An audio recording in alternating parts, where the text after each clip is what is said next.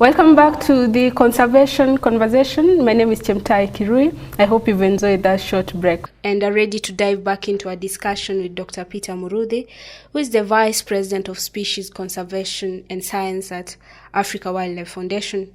He has been sharing valuable insights on the efforts to combat illegal wildlife trade and protect Africa's wildlife. Let's continue our conversation and learn more about this important issue. So how does the Africa Wildlife Foundation work with local communities and government? And I know earlier on you mentioned a little bit about the multi-sectoral approach that's being taken. Is there anything you'd like to add on that? Yes, I think African Wildlife Foundation is unique in our approach to conservation. And one of the things, I've been there for some time, over 20 years. And one of the things that I really like about the organization I work for is that we see ourselves and practice that we are working for the people of that country that has welcomed us. So the policies, the laws in Kenya, for example, what they say, that's what we are promoting. Of course, we'll call out if there is anything wrong happening. But for example, in Kenya, the law is there and policy is there that prohibits poaching. And so we support government in doing that. We support government in a protected area protected area conservation, national parks and forests. And then the law also in Kenya allows for the opportunity for communities to benefit from, from wildlife. So we are very big in working with communities that surround national parks, in conservancies. We have worked in areas like Amboseli. We have worked in areas like Savo. We are currently working in Savo, in places like Lumo. These are community conservancy with a lodge of their own. They get money from it. So the wildlife, as when we started, we said it's our heritage and we should benefit from it. We build capacity amongst the community so that they can manage their own wildlife and the resources therein, including water and the other resources that they need. So we build capacity, we engage with the government agencies to make sure that they have the areas that they safeguard, like national parks, are effective, that they are doing the reason for which they were set up.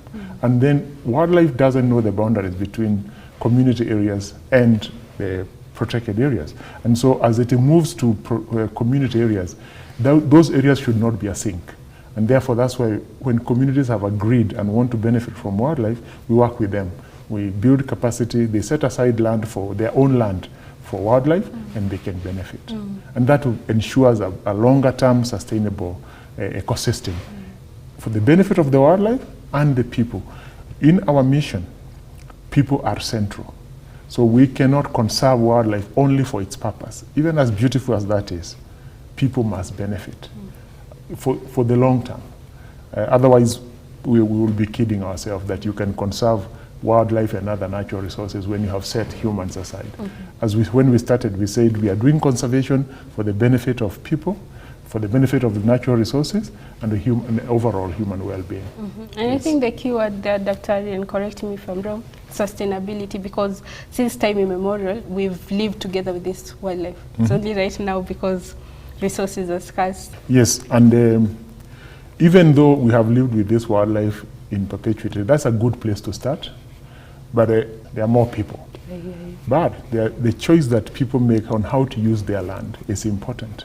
And it's our role as those who have been fortunate to be educated in this area to give the correct advice. If you look at an area like Chipia or in Amboseli, wildlife clearly is one of the best land uses there. You cultivate for some time, you cut the acacia trees and you cultivate, then it is not, cultivated agriculture is not going to be practical everywhere. So where wildlife can play in, you can have a mix of, say, wildlife and livestock, as it was, as you have said, it was a long time ago. So, and that's part of our work. And then building that capacity. Bringing in communities, government, and most importantly, private sector. So in a conservancy, the communities may not be able to negotiate, and market their conservancy as part of the tourism destination. Well, one of the key challenges is the recognition that it is never done. that the pressure by poachers and the gangs, it's done by organized gangs. The poaching is not, there's local poaching, which is small scale, but the worrisome one is the one that is done by international gangs, and those are always going to be active. So one of the challenges is, how do you stay ahead of them? How do you include intelligence? How do you learn what they are using? So like the use of canines is basically introducing a technique that allows you to be ahead of the poaching gangs.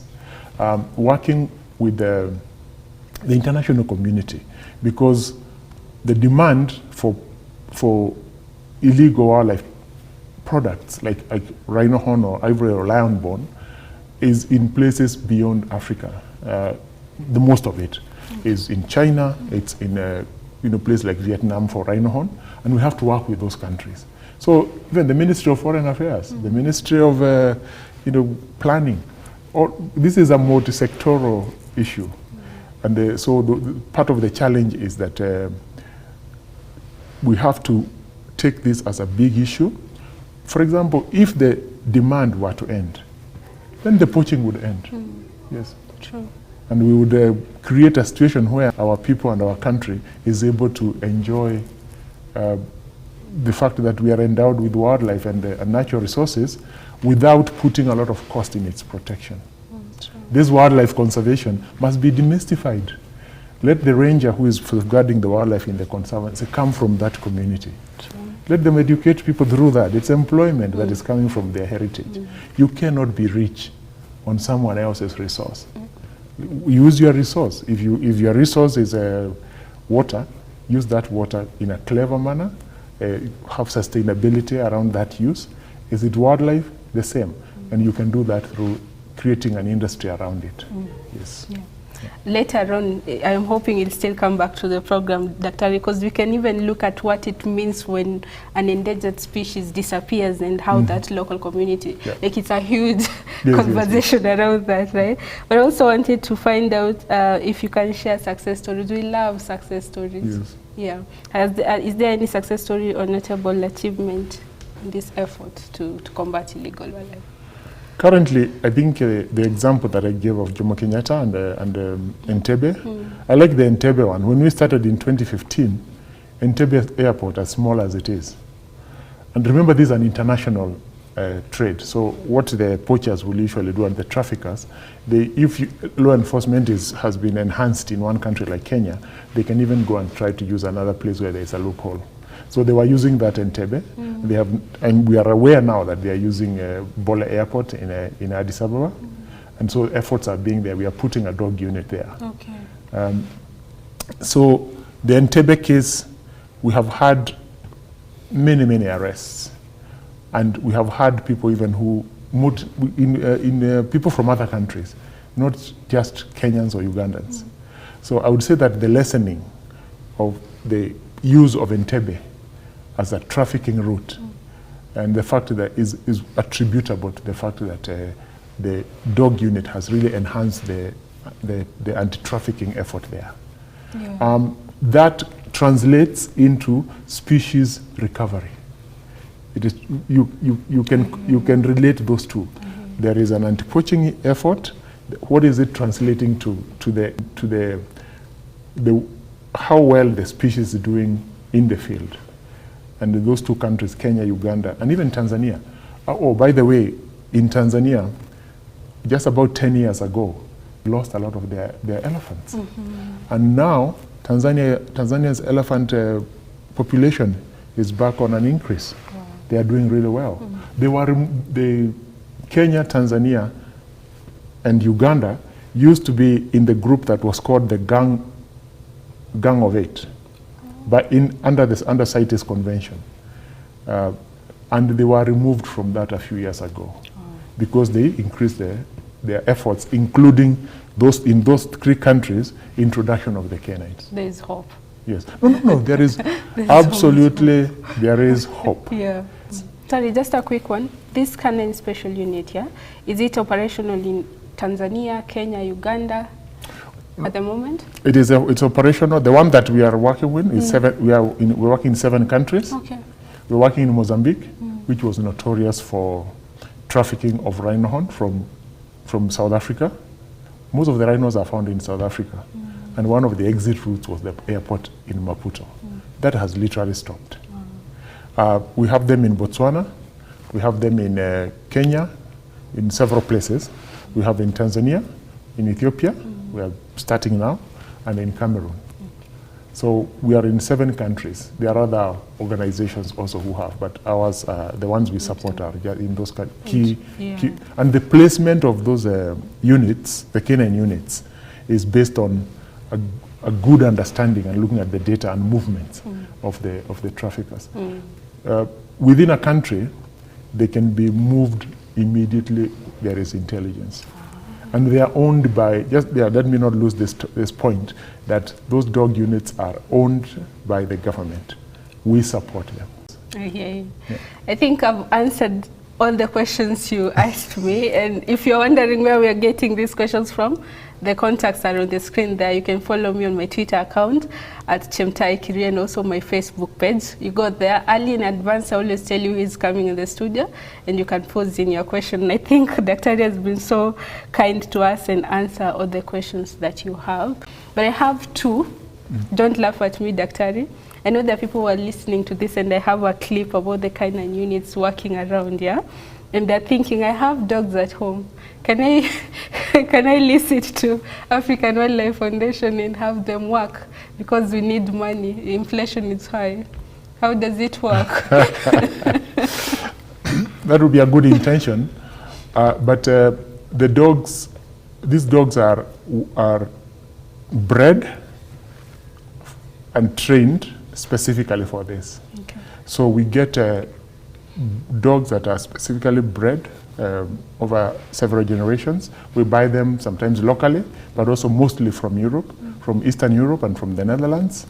And we train them at our school, which we have established in Tanzania at a place called Usa River. They take about 3 months to train. And the rangers who then become handlers take the same time. So if you have your local dog, every dog sniffs, but not every dog is going to become a good at detection or at tracking poachers. They're unit for a reason. That's why it's a special unit. Yes. As you're winding up, I do understand that African Wildlife Foundation works closely with the government, and this I'm talking about Kenya Wildlife Service. Yes. Do you want to speak a little bit on that? Yes, as I said, we are here in Africa, in West, East, Central, and Southern Africa to support the governments. And in Kenya, one of our key government body that we work with is Kenya Wildlife Service. And the areas we support Kenya Wildlife Service are with the one we have talked about, anti-poaching and trafficking, but also protected area support, which would include even infrastructure, includes training for rangers, includes equipment. We have provided equipment for anti-poaching, for example, equipment for buildings. We have built, in some countries like Tanzania, we have built visitor centers. So it's what the government is seeing and what they plan. We plan together. Even in the conservation of species, we do this national species action plans, like the National Elephant Action Plan. We do it together with other stakeholders and Kenya Wildlife Service. Okay. Yes. Yeah. Time has run out, Dr. I can see my director telling me this, Just 1 second, 1 minute, 1 second is short. Is there anything else you'd like to add that probably haven't touched on? I think a good place to end is what you alluded to before, that natural resources are so important, humans are part of it, and when we do conservation, it's our duty to protect our heritage, and also it is for our own well-being. Yes, let's do ourselves a favor and ensure that Kenya and other countries, and especially where we are in Kenya, even with the increase of people and the demands we have, with the tough economy and all that, these things are all linked together. With a clean environment, with a poaching down, we will do well. And so it can be done, it is being done. Yeah. Thank you. Thank you too for making time for us. I hope we'll come back again. There's so much we can speak about on this issue and what African Wildlife Foundation is doing. Of course, we've just looked at one angle of the canine. Thank you so much. Thank you very much for having us, and I thank us and I thank you, Chemtai. That concludes our discussion today with Dr. Peter Muruthi, the Vice President of the Species Conservation and Science at Africa Wildlife Foundation. His insights and experiences have been invaluable in raising awareness about poaching, the illegal wildlife trade, and the efforts being made to combat it.